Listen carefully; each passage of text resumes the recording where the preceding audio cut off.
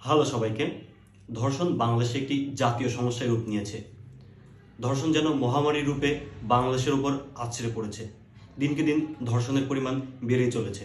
চলুন দেখে আসি বিগত বছরের পরিসংখ্যান ঘেটে ধর্ষণের পরিমাণ কেমন ছিল আমাদের বাংলাদেশে। সারা দেশের থানায় গত ৫ বছরে ২৭,৪৭৯টি ধর্ষণের মামলা হয়েছে। নারী নির্যাতনের মামলা হয়েছে ৫৯,৯৬০টি। এর মধ্যে ২০২২ সালে সারা দেশে ৪,৭৬২টি ধর্ষণের মামলা হয়েছে। একই বছরে নারী নির্যাতনের মামলা হয়েছে ৯,৭৬৮টি। এর মধ্যে ২০২৪ সালে ধর্ষণ হয়েছেন ৪০১ জন নারী, যা পূর্বের তুলনায় অতি নগণ্য। এবার আপনার মাথায় একটি প্রশ্ন আসতেই পারে, তাহলে ধর্ষণের দিক থেকে কি আমরা বাঙালিরা সবচেয়ে এগিয়ে? আসলে না, আমরা সবচেয়ে এগিয়ে না। চলুন দেখে আসি আমাদের থেকেও কারা এগিয়ে আছেন। ধর্ষণের মতো এমন অপরাধের ঘটনা সবচেয়ে বেশি ঘটে যুক্তরাষ্ট্রে, আর প্রতি ২২ মিনিটে একজন নারী কোনো না কোনোভাবে নির্যাতনের শিকার হন ভারতে। ধর্ষণ অপরাধের শীর্ষে থাকা বাকি ৫টি দেশ হলো জার্মানি, ফ্রান্স, কানাডা এবং শ্রীলঙ্কা।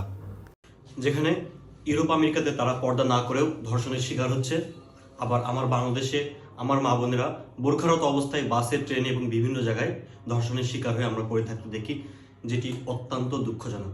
তাহলে আসলে সমস্যাটা কোথায়? সমস্যাটা কি আমাদের ব্যবস্থাপনায়, নাকি আমাদের মানসিকতায়, নাকি আমাদের পোশাক আশাকে? আসলে বাংলাদেশ একটি স্বাধীন রাষ্ট্র, স্বাধীন মুসলিম রাষ্ট্র। এখানে মা বোনরা পর্দা করে চলবে, এটাই স্বাভাবিক। তবে যদি কোনো মা বোন বা কোনো শাহবাগী পর্দা না করে চলে, তাহলে আপনি আমরা বলার কোনো অধিকার রাখি না। তাদের অন্য ঠিক করার কথা আমরা বলতে পারি না, তাদেরকে পর্দা করার কথাও আমরা বলতে পারি না, কারণ এটি একটি স্বাধীন রাষ্ট্র, যে যার মতো চলতেই পারে। আর একজন শাহবাগী বেপর্দাশীল মেয়েকে দেখে যদি আপনি সিরিয়াস হয়ে যান, তাহলে সমস্যাটা আপনারই, আপনার রুচির সমস্যা। কারণ তাদেরকে দেখে আসলে সিরিয়াস হওয়ার মতো কিছুই নাই। এজন্য আমরা ঠিক থাকলে আমাদের বাংলাদেশ ঠিক, আমাদের সমাজ ঠিক, আমাদের মা বোনরাই ঠিক। আসুন আমরা নিজেদের জায়গা থেকে নিজেদেরকে পরিবর্তন করি, তাহলে সকল সমস্যার আসলে সমাধান ঘটবে।